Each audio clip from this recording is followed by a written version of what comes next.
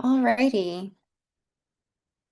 Well, I'm going to go ahead and get started on this rainy afternoon. I don't know where you are, depending on where you're calling in from. You may not have a rainy afternoon, but it's certainly a little rainy and chilly here in Central Virginia. My name is Jillian Saul. I am chapter staff for APA Virginia. APA Virginia is happy to help with hosting the Mid-Atlantic Planning Collaboration Series. Our new set schedule is every second Thursday. And so today we have land use decisions for healthy landscapes. And I do have our CM information, and I know it says pending here on the slide, but I will get that posted to the chat in just a moment. But I'm going to let Laura handle introductions in just a moment. Laura with the Alliance for the Chesapeake Bay, who will be moderating or getting us started this morning or this afternoon. Just a couple of quick logistical items. We really do encourage questions. Please submit your questions through the Q&A box. That will just help us keep track of all inquiries. You can use the raise hand feature to request to be unmuted once we enter that formal Q&A period if you'd prefer to ask your question out loud. But otherwise, feel free to throw your questions in the Q&A as we go. I'll keep the chat box open. There may be some opportunities for some open-ended discussion. I know that we will have a poll that will populate on folks' screens, and I think there is an option for a write-in there, so you can put those options in the chat. This webinar is being recorded and will be shared to the MAPC YouTube channel in the coming days. I will make sure that that link gets posted in the chat once we get started as well, along with the link to the MAPC website page through our chapter site. But otherwise, I will hand it over to Laura, who will further introduce this session. But thank you everyone for being with us this afternoon. Thanks, Jillian. Good afternoon, everybody. Welcome to this month's Mid-Atlantic Planning Collaboration webinar. My name is Laura Cattell Noll. I work at the Alliance for the Chesapeake Bay, but I help to represent the Chesapeake Bay program on the Mid-Atlantic Planning Collaboration. I think one of our later speakers is going to talk more about what the Chesapeake Bay program is, but it's the state and the federal partners in the Mid-Atlantic region who are working on clean water issues, healthy landscapes issues. So really excited to be here today to talk about the impact of land use decisions, for healthy landscapes, for healthy watersheds, for our communities. We've got a great lineup of speakers that we're going to, I'll introduce here in just a moment. But first, we're going to begin with a poll. We want to learn a little bit more about you. What kind of planning role do you serve in? Are you with a local government? Are you with a state government, a regional planning body, a private consultant? Please let us know in the poll here so we know who we're chatting with today. And I will let us get to about 70% participation before I stop or I conclude the poll. Thanks, Jillian.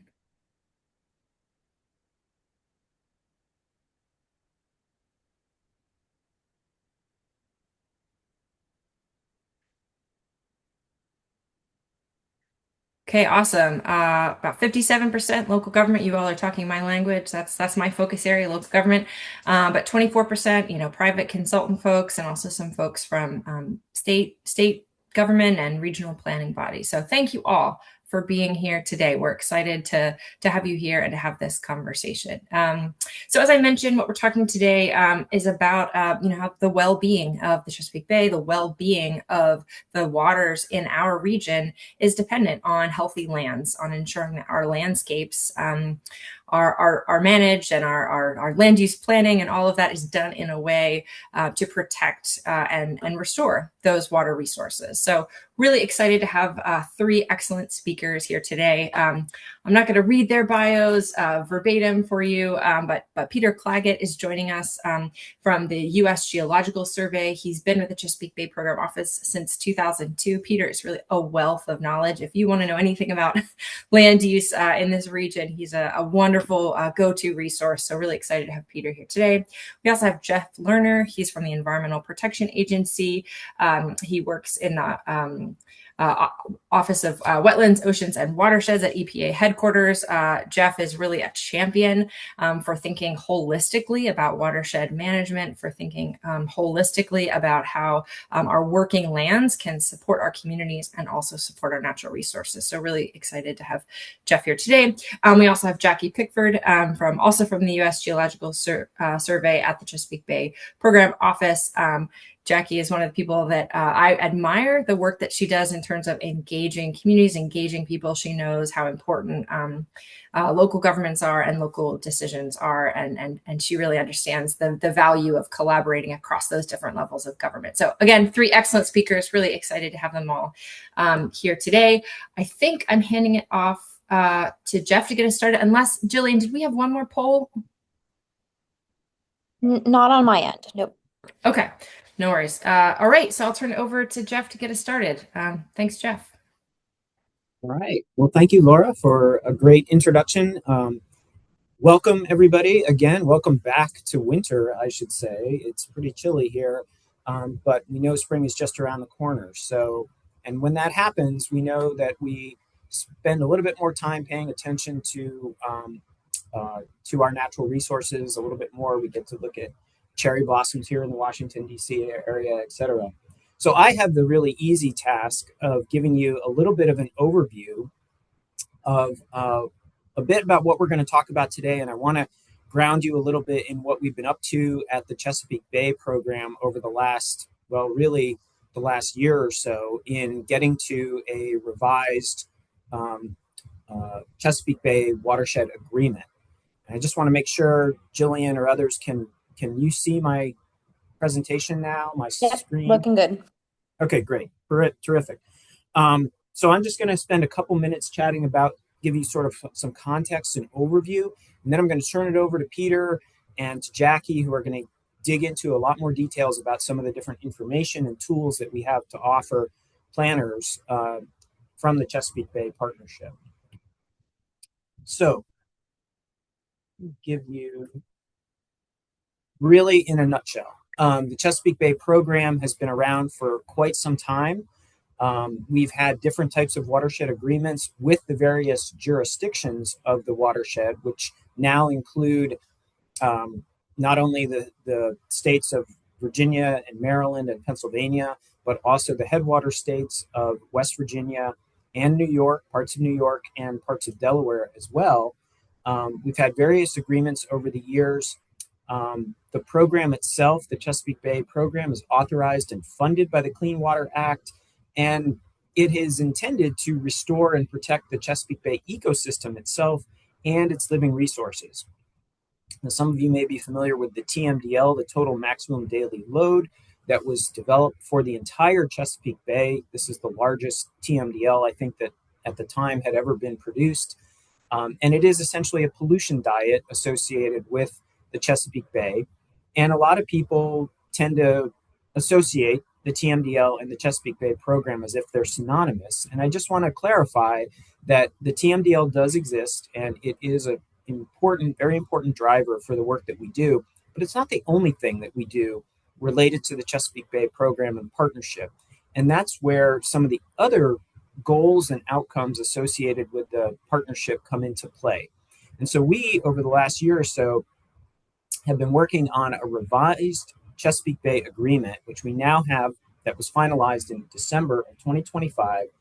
And for those of you that are familiar with some of the work in the past, we've got a bit of a new structure now. We have 4 interconnected goals that we're focused on within the partnership, focused on thriving habitat and fisheries and wildlife all together, healthy landscapes, which I'm going to talk about a little bit more, clean water, and engaged communities. And again, this is a key point. The signatories recognize that all aspects of the ecosystem are in fact connected, and that these goals and outcomes support the health and protection of the entire Bay watershed.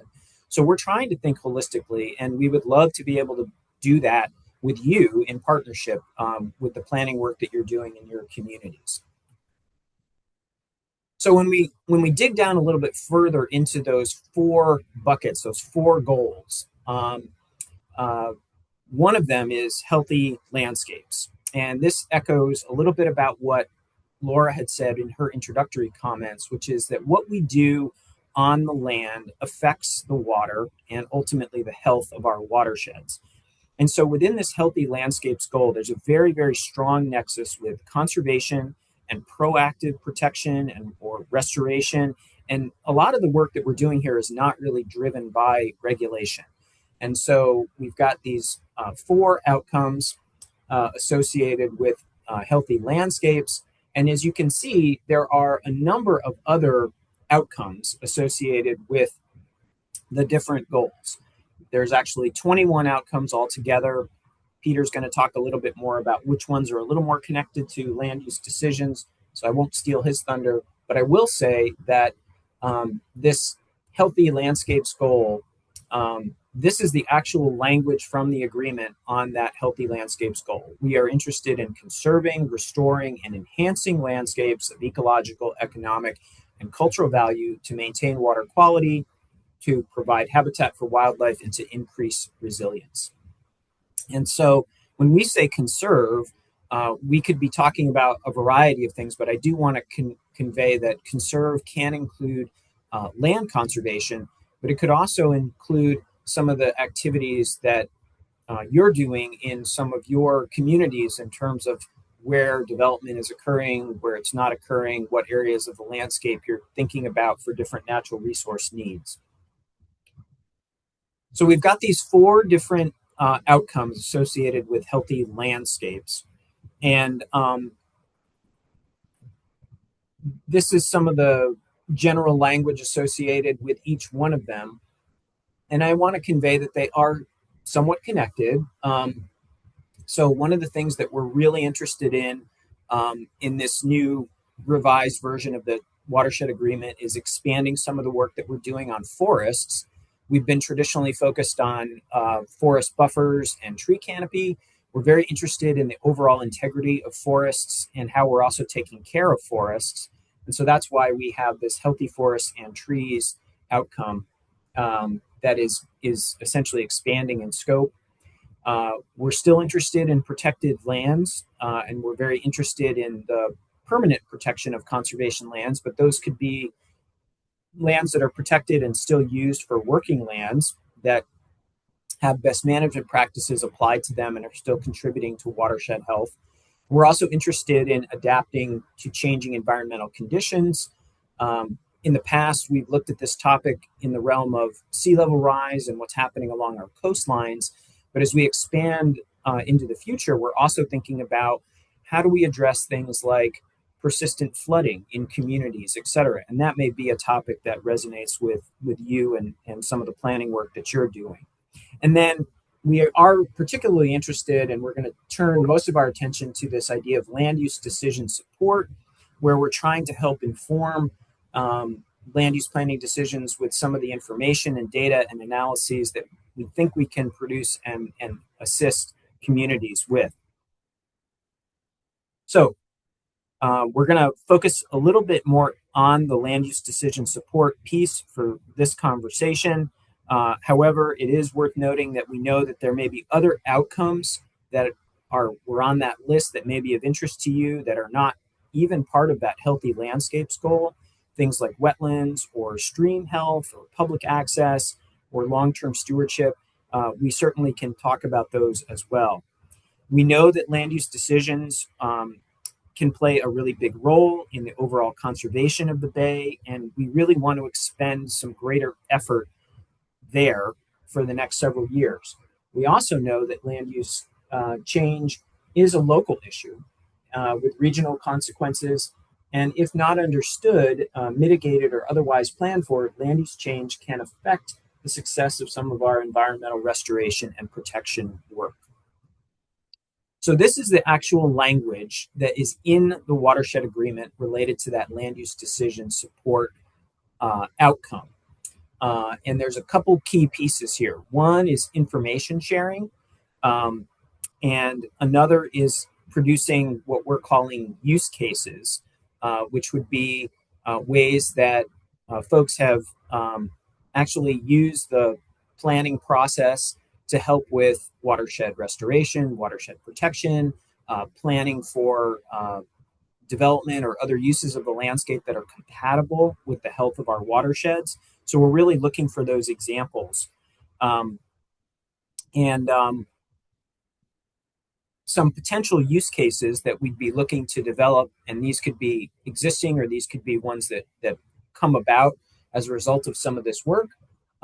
We could be thinking about that issue that I mentioned about flooding, infrastructure that's at risk of flooding, or opportunities where we could build landscape resilience, identifying and looking at farm or forest land conservation opportunities, working in urban areas on things like green stormwater infrastructure, or simply just looking at infill and development options to reduce impervious surface, or establishing things like tree planting goals, which could be in a urban area, a rural area, etc.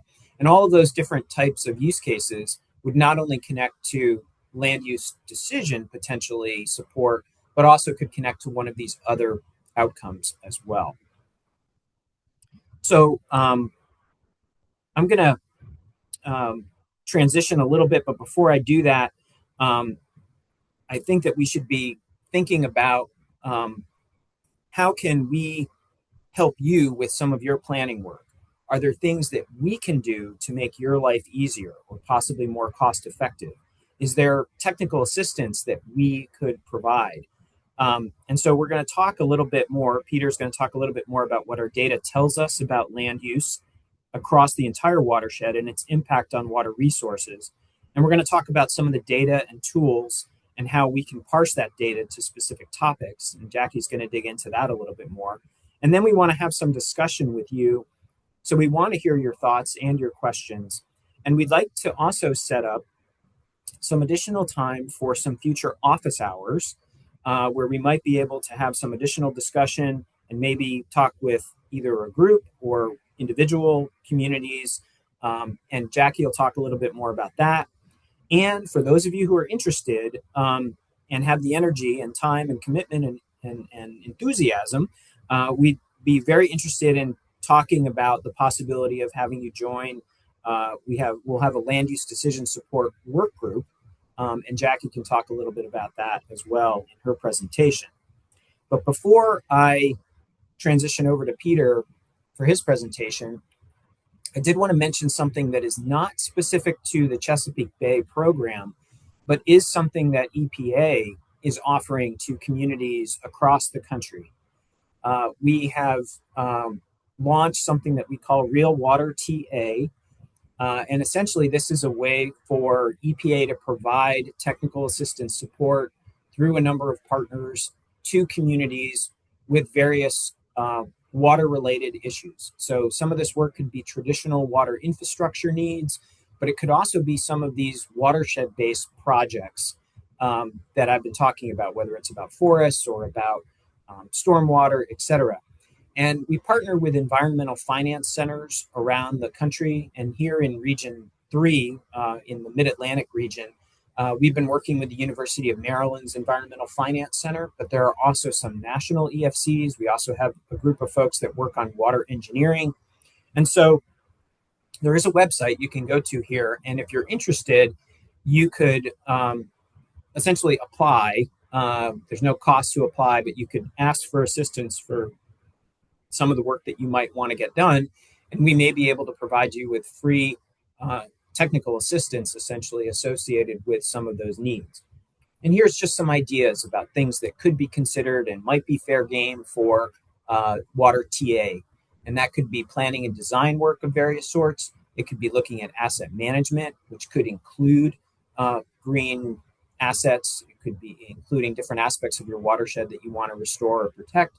And there also may be technical managerial and financial capacity. So the other thing we can do is once you've got a plan and a project and you know what you want to do, we may be able to help you figure out also how you might pay for it or how you might finance that work over time. So I just offer that. We could certainly set up some additional time to chat about it. But now I'm going to stop and I'm going to transition over to Peter and Peter's going to get into a lot more detail about some of the data that we've got to offer. So thank you again, and we look forward to the discussion. Oh, and then here's just some additional links for you for both the Chesapeake Bay Agreement itself and also the Healthy Landscapes page on the Chesapeake Bay website. We will be populating that with additional information on that goal as we go forward in time. Thank you. Thanks, Jeff. Now we're going to transition, and we're going to talk about some of the data and that have been developed by the Chesapeake Bay program to inform land use decisions. Can you guys see my slides? Somebody? We're not, we don't see your slides. Oh, it's okay. Hold on one sec.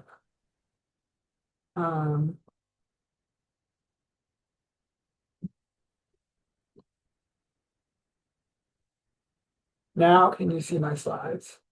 Yep, we can see them, and then once you go into present, yep, perfect. Okay, thank you. Sorry for the delay. So yes, I'm Peter Claggett with USGS. I'm going to talk about land use, land cover conditions, but really in the Chesapeake Bay watershed. But really what I want you to get out of my portion of this presentation is to think about how the information that I'm sharing can be used by you in helping to update or develop comprehensive plans and permitting decisions, zoning decisions, ordinance decisions, the decisions that you and the decision makers that you support, how might this information be useful? So think about that as I'm kind of going through this. As Jeff said, the Chesapeake Bay Agreement has 21 different outcomes. You can think of those as like kind of goals. And land use and related terrain, land-based information is really essential for about 13 of them. And those I've listed here. So it's really foundational information underpinning decisions and goals for the Chesapeake Bay Program Partnership. But we think the data are of sufficient quality and resolution that they'll also be very useful at the local level, which is why we've developed them. So what I'm talking about here mainly is land use, land cover information. And we have mapped at 1 meter resolution, not just the Chesapeake Bay watershed, but all counties within the watershed and adjacent to the watershed. It's about 99,000 square miles. And we've mapped this region consistently and comparably for 3 dates in time, 2013-14, 2017-18, and most recently 2021-2022. There's a slash there for each of those dates because certain states, the imagery is from 2014, let's say, and other states it's 2013. But it's 3 points in time everywhere and with 56 different classes. So, and with these data, we can, look at the composition of the watershed and think about this. This pie chart can be applied to generated for a municipality, a county, anywhere in the watershed, kind of a similar type thing. Because these data are such high resolution, 1 meter resolution, and so many classes, we've been able to basically map more development on the landscape than has ever been mapped previously. And that's because a lot of neighborhoods are forested, and by coarser satellite data, they may show up as forests, whereas actually they are a subdivision in a forest. And we've captured that. For development by itself, we can break that down further into roads, structures. We've mapped all the structures in the watershed, other impervious, which might be parking lots and driveways, sidewalks, that type of thing. We have trees over impervious, turf grass, trees over turf, which is not tress over turf, should be trees over turf. But that's basically like backyard trees for the most part. And then other types of pervious areas, kind of grassy areas in developed context. So there's a lot of detail here. I talk about land use and land cover. They're related, but they're different. And we've created with these 56 classes is really a hybrid of the two. So land cover is the physical characteristics of the land surface. We use aerial photography, 1 meter resolution aerial photography, and 1 meter resolution LiDAR. So this is basically used to map the surface, the topography of the landscape. But you can also get the height of all objects on the landscape, trees, buildings, etc. And that information is ingested and used in our process for mapping areas with software. And then we've come up with like a 12-class land cover data set. So like things like herbaceous, shrubland, tree canopy, barren, impervious, that's land cover. And then land use, as you guys are more familiar than even we are, is how people use the land. So is it residential? Is it agricultural? Is it recreation? And to create land use from land cover, we ingest about 25 different data sets in a rule-based model or geospatial model to reclassify areas as solar fields or harvested forest, cropland, pasture, mining, which we call extractive. So we have a lot more detail with these 25 different ancillary data sets added to produce land use. And when we combine these two in a hybrid sense, that's where we get our 56 classes. These are the 56 classes. There's a lot of detail and development. I think those of you in Virginia might be particularly interested in that we're mapping and tracking large solar fields across the landscape, and the majority of them are in Virginia. And then we have a lot of detail in terms of wetlands and forested landscapes under the natural category. So these data sets are distributed as kind of one data set, but you can reclass it very easily and aggregate it to like the original land cover, a pure land use map, or a generalized land use map with 18 classes, or just super generalized. I just want to know if it's agriculture, developed water, or forest, and that would be like a macro class. And all that is built into the data set. These data are free. They're publicly available via this website. We'll make these slides available after the webinar. But there's a QR code and stuff where you can get to the site more easily. But it's basically all on ScienceBase, which is a government site for housing data. So what these data tell us is they show, where has development occurred. In this case, the blue areas and all these maps, the blue is where a lot of stuff is happening. On the left-hand side, it's where we have development. So the blue represents, positive values where most of the development in the watershed has occurred. And then in the middle map, we have farmland change. In this case, it's the conversion, farmland conversion. So we see blue counties or counties that have lost the most farmland. And then on the right-hand side, we have counties that have lost the most natural land, which corresponds fairly closely with the development. And because we have development taking out forested areas, or in some cases, wetland areas.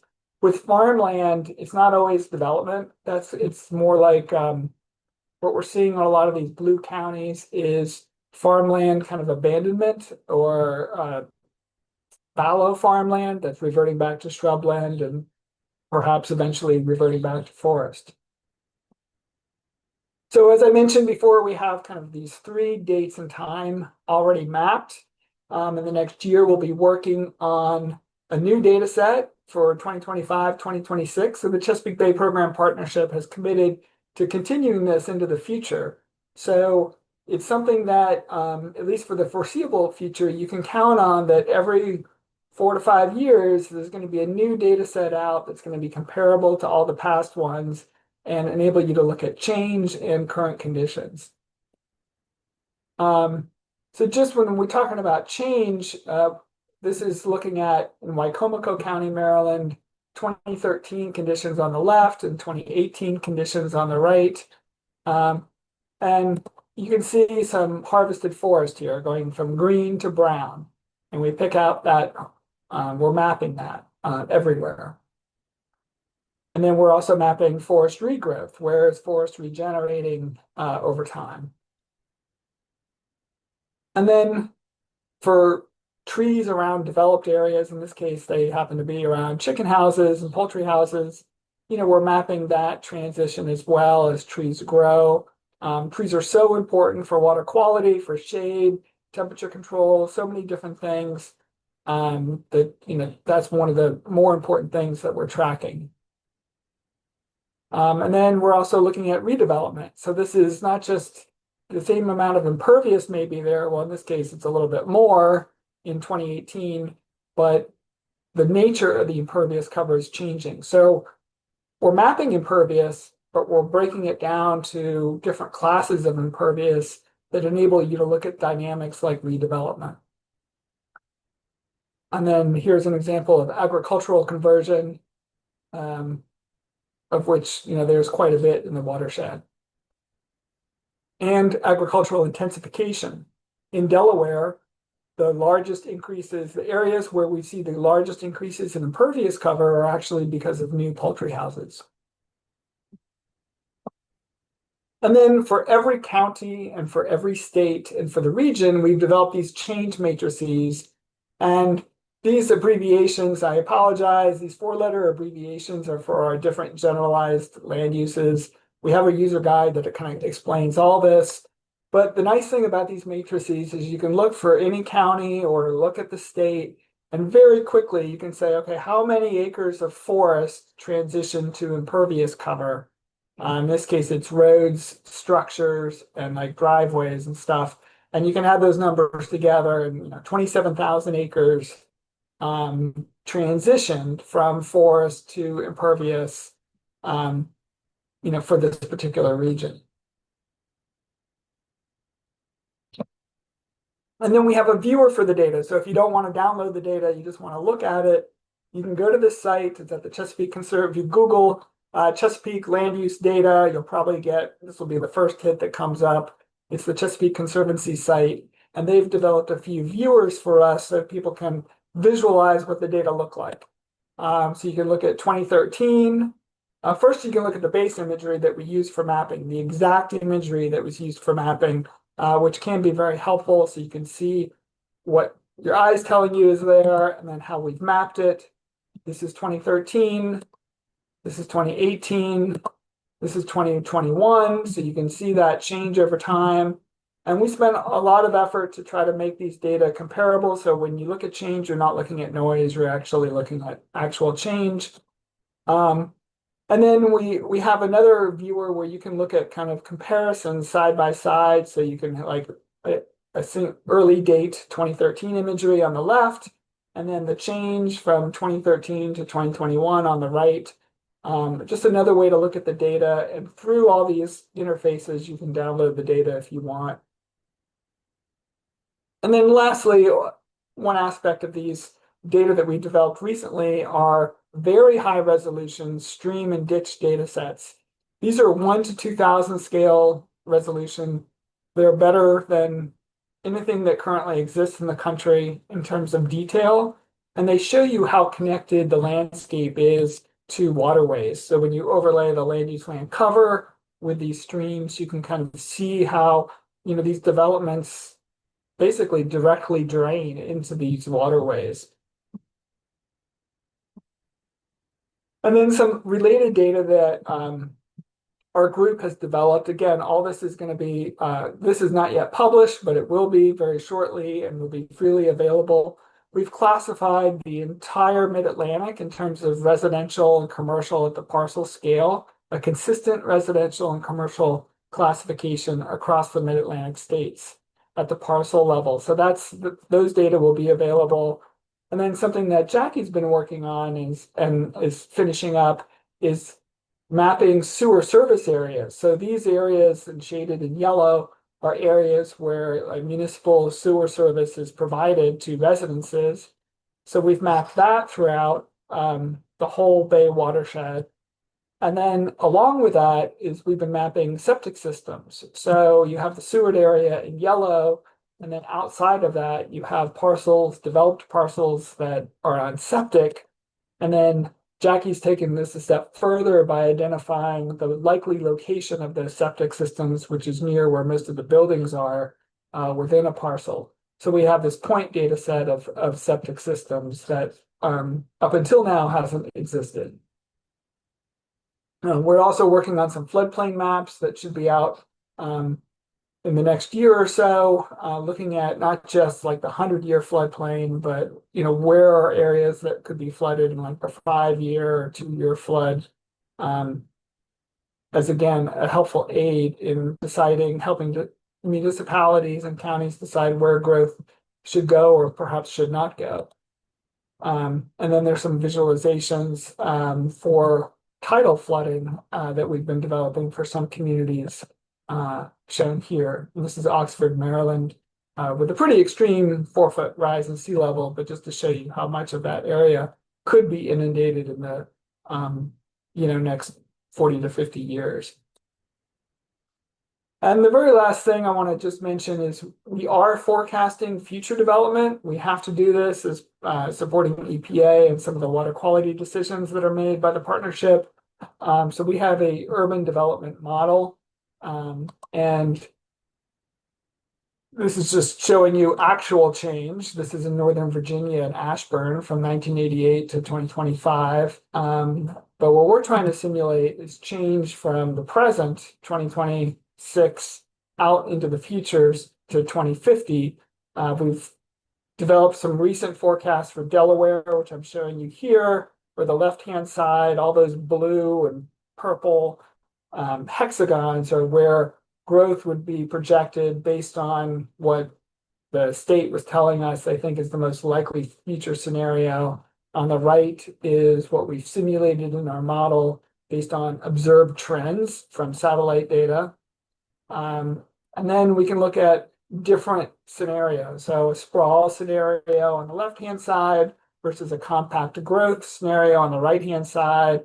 We can tally up, okay, how much farmland would be preserved or forest preserved if you went with a compact scenario versus a sprawl scenario.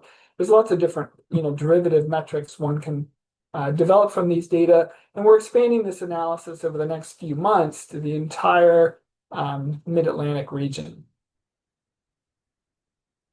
And then this is just a more detailed view of those sprawl and compact scenarios, not aggregated to hexagons, where you see in black just the individual areas where we simulated growth in the two scenarios.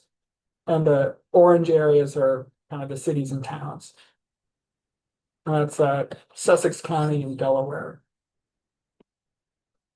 So that's all I have here. I'm going to turn it over to Jackie now to talk about further how we can outreach and make these data more applicable.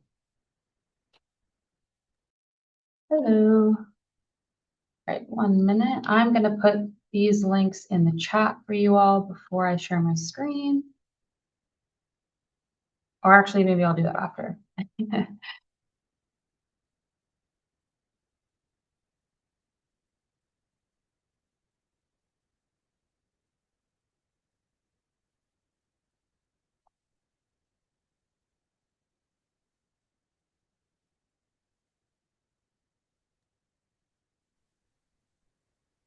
All right.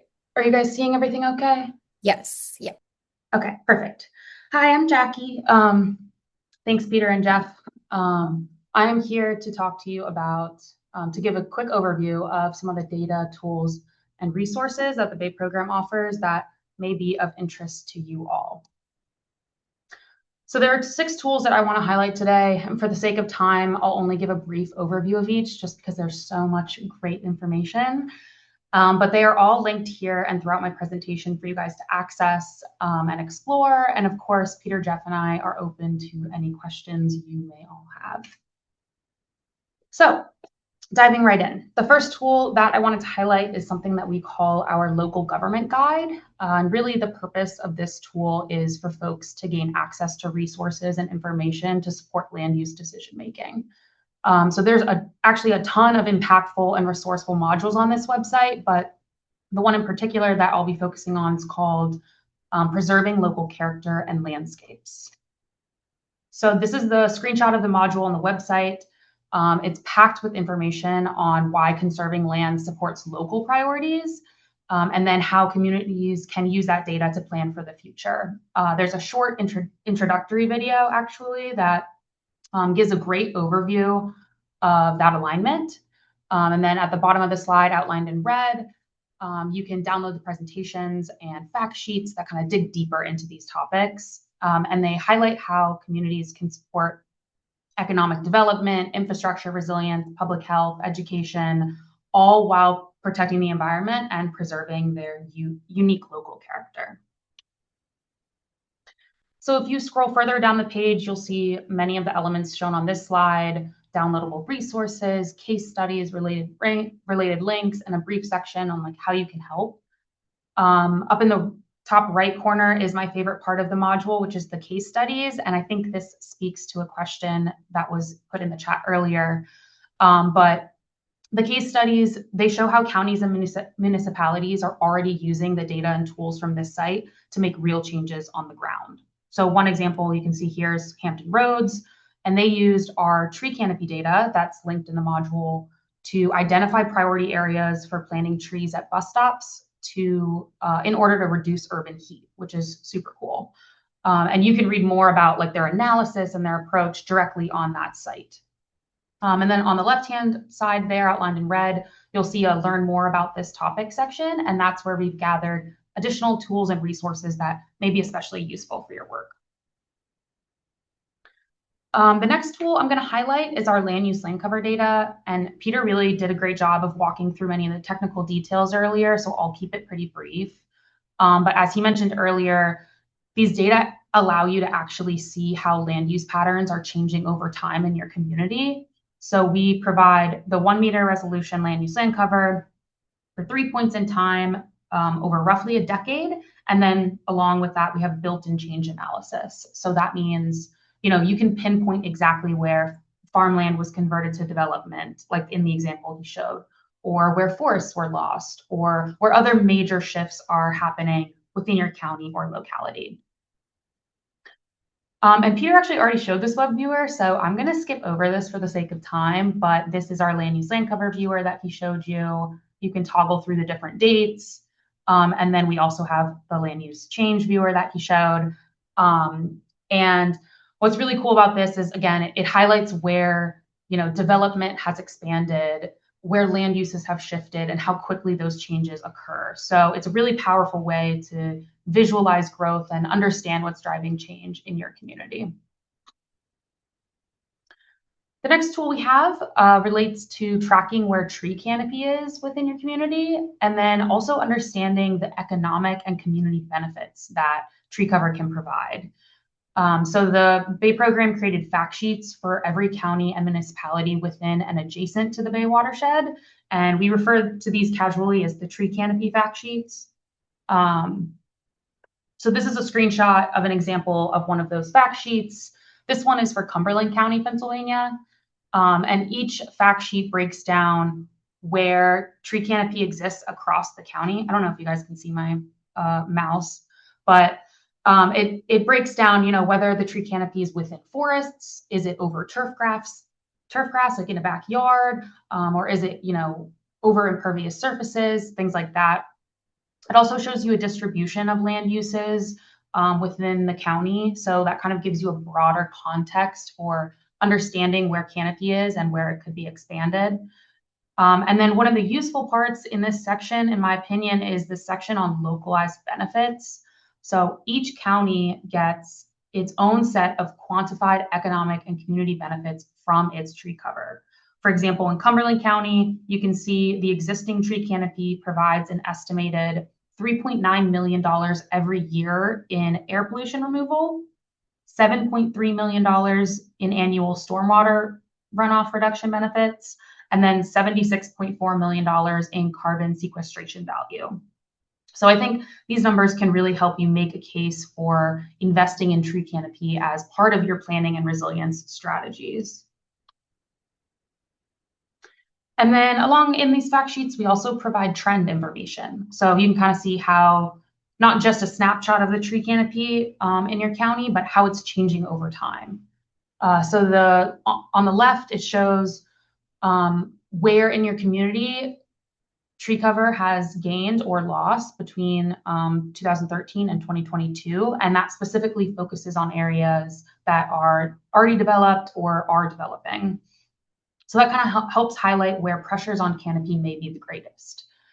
And then the graph on the right shows the total acreage of tree cover gained or lost on developed lands across the entire county, and it kind of gives you a big picture view of the trend. So again, this is where land use planning, ordinances, local tree programs, all of that can make a big difference because of course these trends are not fixed. They can often be shaped by the policies and decisions that you make. And then this is actually the same information. We just have, it's like a different way of displaying the data. So we have a tree canopy fact sheet viewer. So you can toggle around the watershed, choose your county or municipality, and then it actually links to the fact sheet where that red square is as well. So just a different way of displaying the data. Similar to our data about tree cover, the Bay program has very detailed information about our forests in the watershed. So the next tool I'm going to highlight is called the State of Chesapeake Forests Story Map. And this tool is really great for improving your understanding of forests, improving your understanding of how they're changing, and then also opportunities for local leaders and communities in this space. So this is a screenshot of the story map.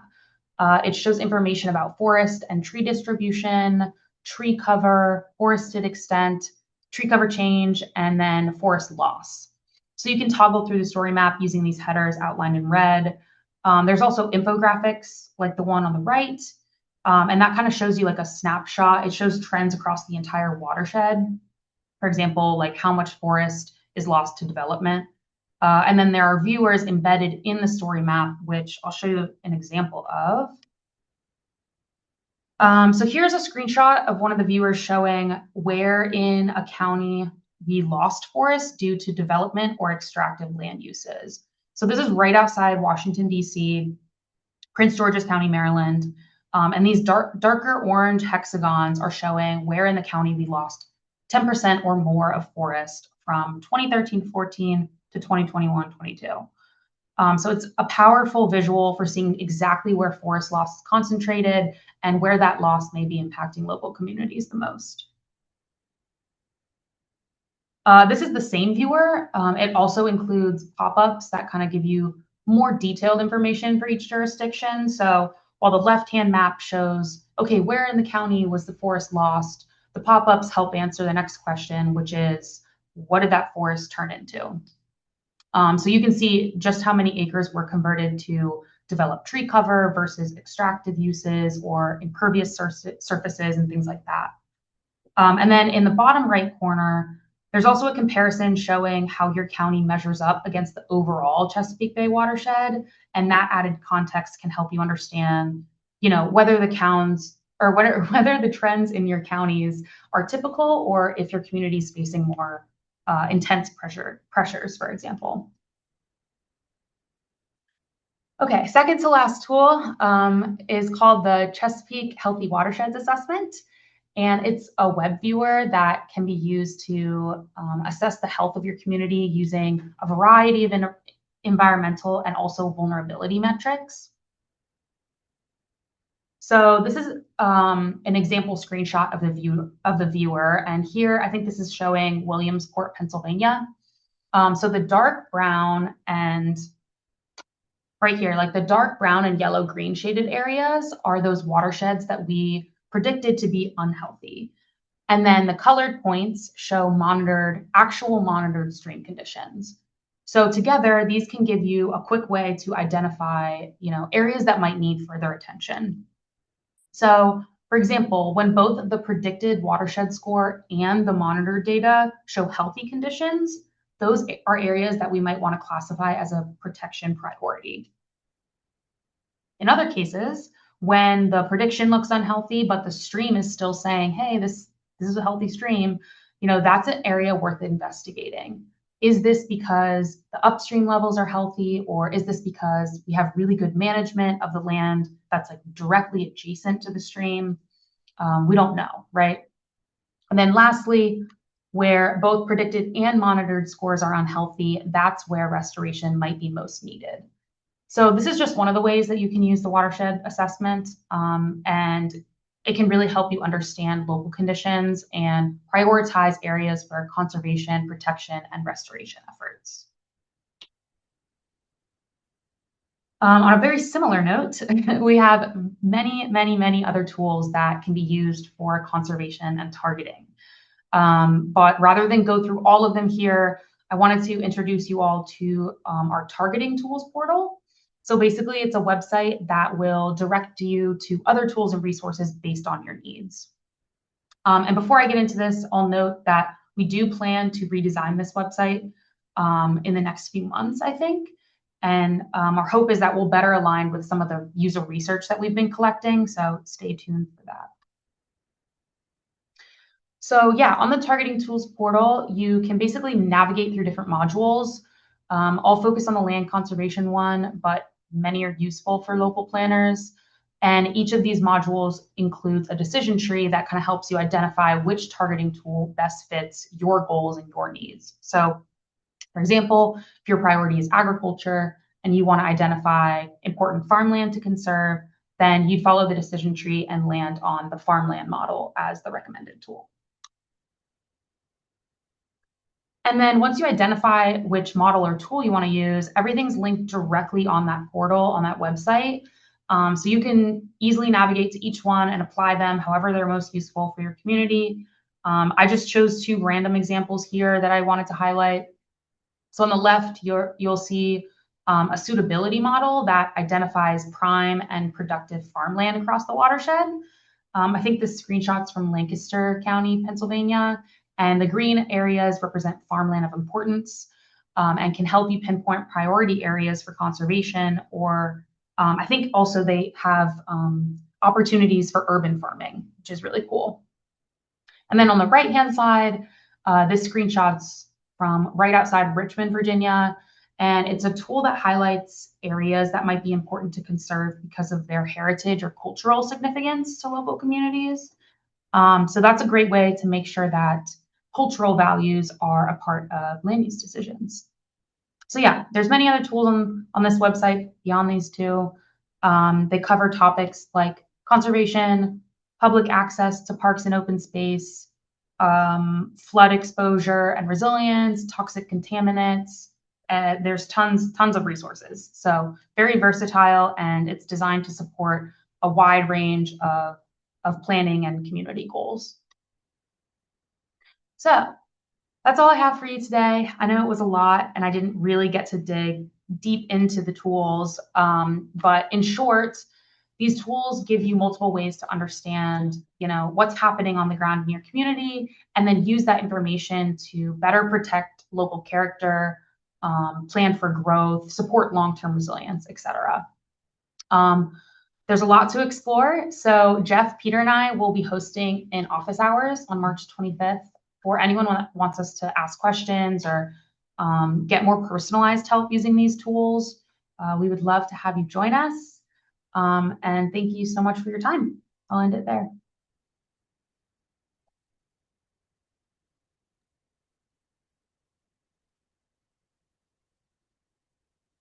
Thank you, Jackie, and thank you, Peter and Jeffrey.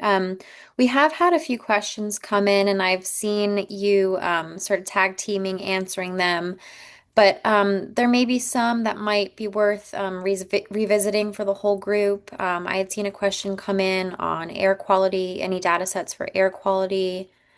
Oh, and I see your response, Peter, that not that you have developed. Do you know if they're in the works or? Yeah, we haven't. No, we're not in the works. Jeff may know that EPA proper may have. I'm sure they have a lot of data sets on water quality, but we haven't developed any kind of for local level application. Yeah, unfortunately, I'm in the Office of Water at EPA, so I don't know a lot about air, but I could look into it. And I guess the question back would be, what are you thinking about as an application?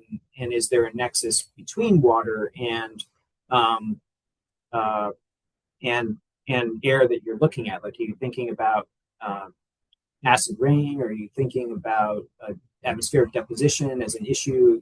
Just curious, like, what the application might be. Thank you.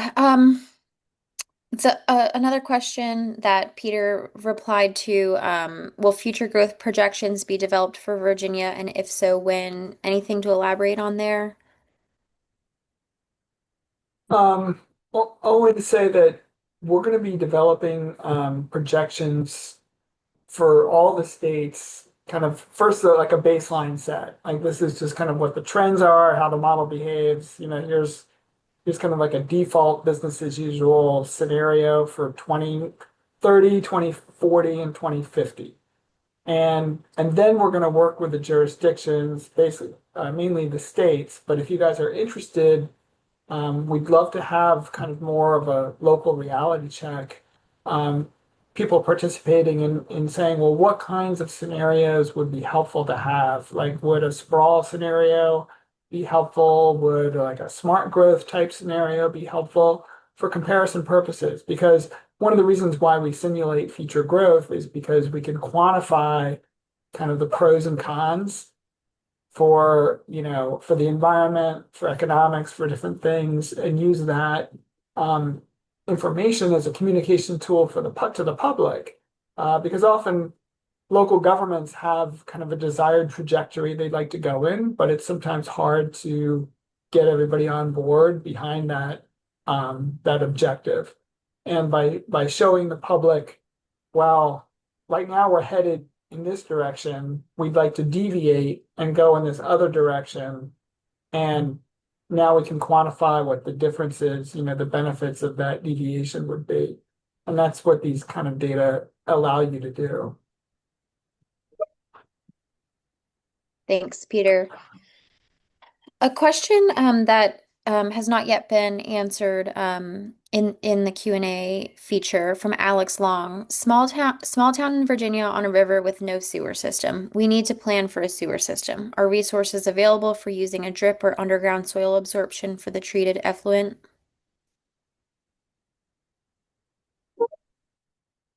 So that kind of a question might be something that our water TA program that I mentioned might be able to address. So we could make a connection there. You could either go through that water TA website, but we do have consultants and grantees that have the ability to talk about water infrastructure needs and also think about design solutions. So that might be one way to go about this. There may also be some other folks at EPA that we could connect with if that doesn't work out. So that'd be my first suggestion. Maybe think about that real water TA. And if you run into roadblocks for whatever reason, let us know, and we'll try to figure out how to get an answer. And all of our speakers have generously offered to be a resource in the coming days, and after this webinar, of course. If you think of any questions, as mentioned, they are willing to host office hours, which I think is a great opportunity to continue this conversation. So we'll be putting, I think Jackie had thrown those up in her slides, but we'll be sharing that in the follow-up email to all attendees as well. I'm not sure if any of our speakers have any additional comments they'd like to make, or any responses to questions they'd like to elaborate on, but thank you so much for sharing all these resources and tools and data sets.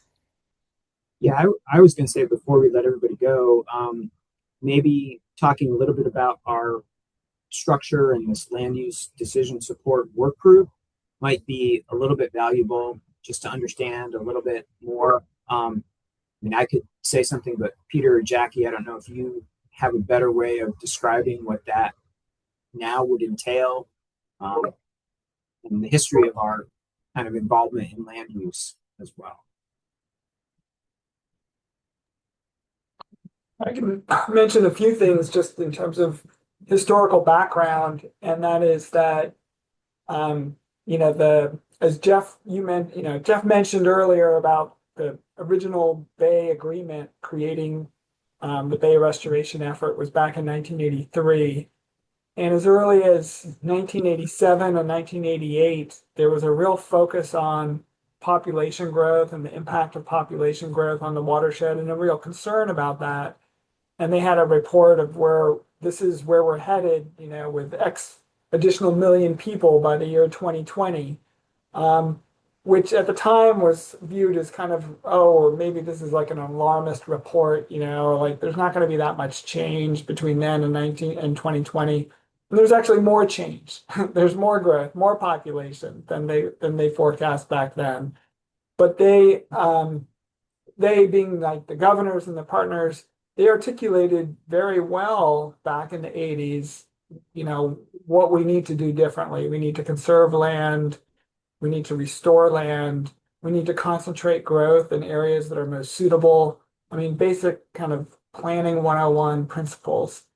And the partnership has been trying to work with localities and work with states to facilitate that happening, for multiple decades, 4 decades. And I think we're finally figured out what kind of our value added contribution can be.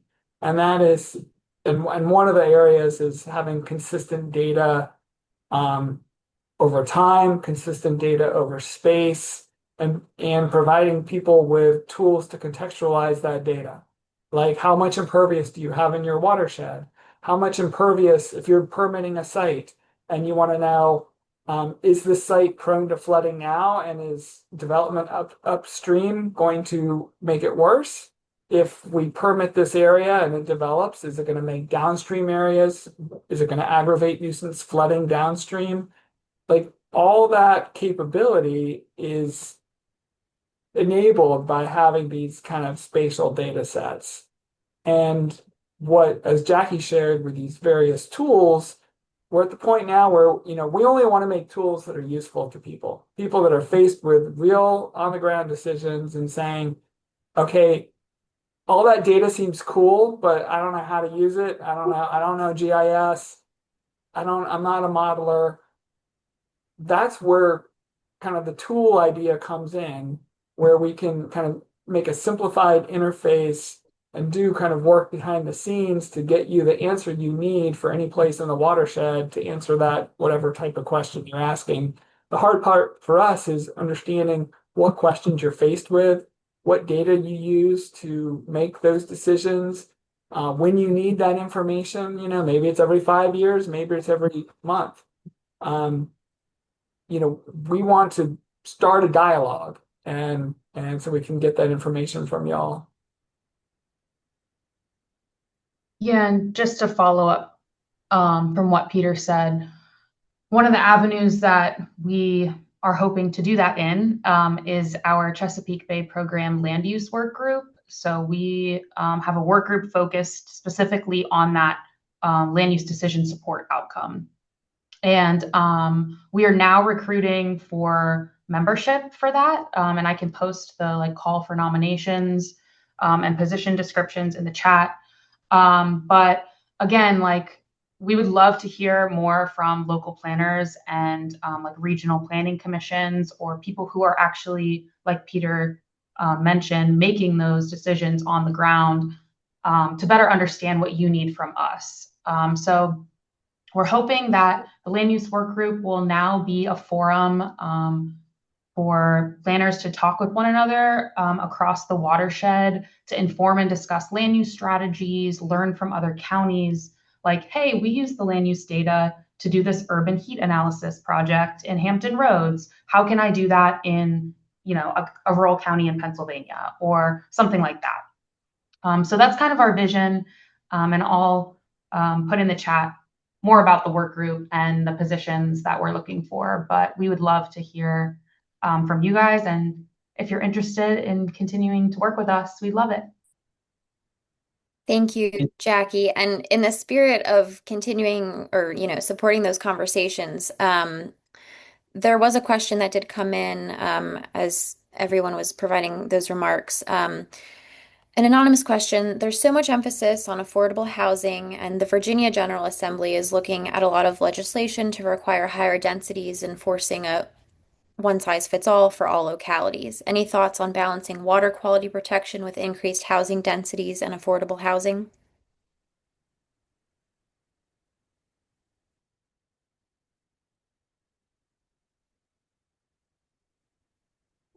Yeah, I was going to say, Peter, do you, you want to opine on that a little bit? Um, Well, I think it's I mean one of the things about accommodating population growth is people have to go somewhere. And those people, and they need housing. And that housing is gonna take up space. It's gonna perhaps was forest or was farmland.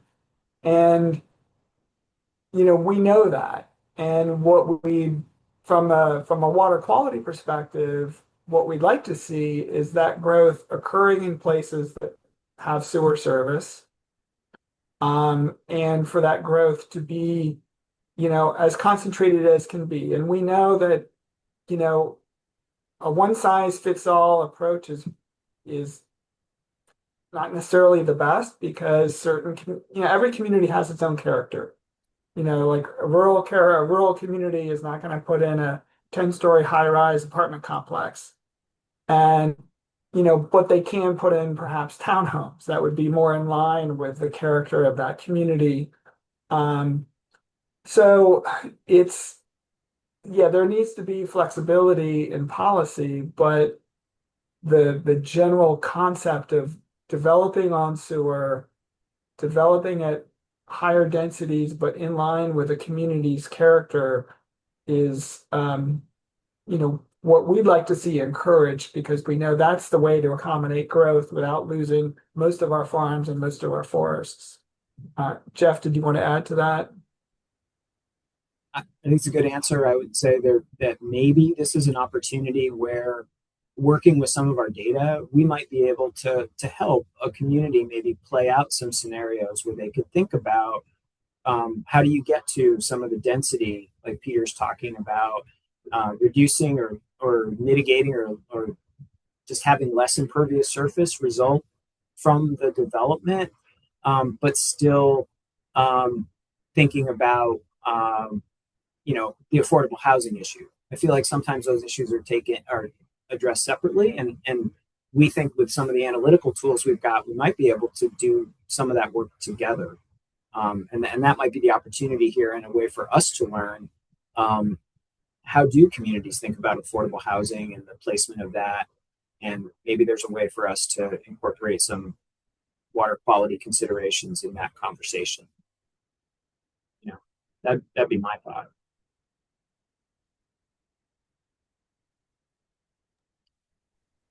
Thank you for taking on that beast of a question. Um, the other thing I would want to add real quickly about the LUDs or the Land Use Decision Support Group is that, I don't know, Jackie, if you know exactly what the meeting cadence is, but this could be like a month, a meeting once a month or something like that might be what we're talking about. And something I'll throw out because we're talking with MAPC here is whether or not it would make some sense to have almost like a representative of MAPC participate in that could somehow reflect some of the thoughts of this body and your collaborative as part of that. Maybe that would be a way we could hardwire a connection. And we're also open to other ways to continue with dialogue, even if someone does not want to become a member of the land use decision work group. I think there could still be more dialogue with MAPC in the future if there's interest.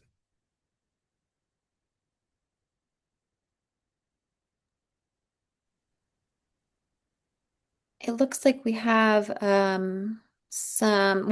plenty of thank yous coming in the chat. I'm just looking at a follow-up from Alex Long in the chat box. Much of the Chesapeake Bay focus is is what happens to water quality leaving a pipe or landscape. However, water for consumption is the new frontier, as potable water supplies are limited.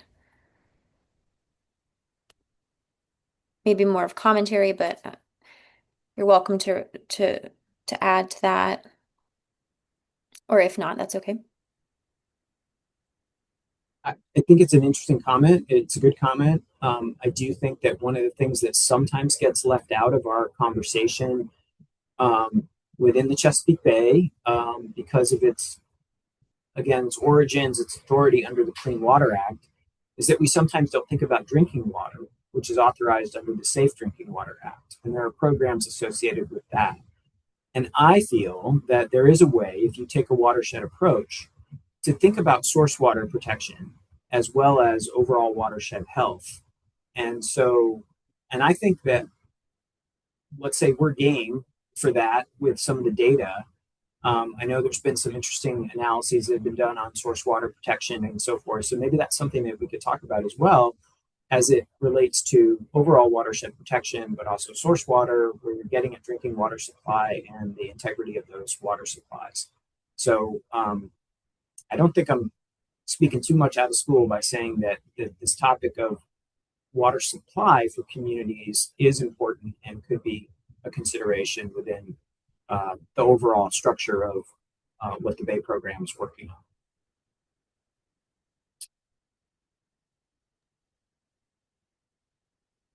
Alrighty, well, it looks like we have reached the end of the submitted questions. But thank you so much, Jackie, Peter, and Jeffrey for sharing all of these resources and for, offering to all that you're doing to help build this partnership with planners and localities.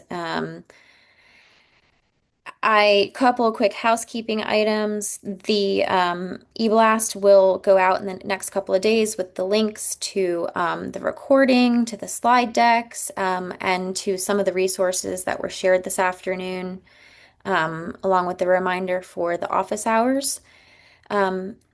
And I think that about concludes it. Lots of thank yous coming in. Yeah, keep your eyes peeled on your inboxes, but thank you everyone for being with us this afternoon, and thank you to our speakers for all their insights. Thank you, Jillian, for all your help. And thanks to MAPC and to Laura for the connection here. Obviously, the office hours will be available, but that's just 1 hour. If it doesn't meet your schedule or your needs, please let us know. We can try to find another time to talk with you or your community. We're very interested in expanding from just thinking about the creation and management of the data, which we've done very well, I think, over the last several years, to how is it deployed? How is it used? How is it built into decision making? And really interested in that dialogue with you. So please just let us know if you'd like to talk. So thank you again. Thanks, everyone. Thank you. Thank you. Take care.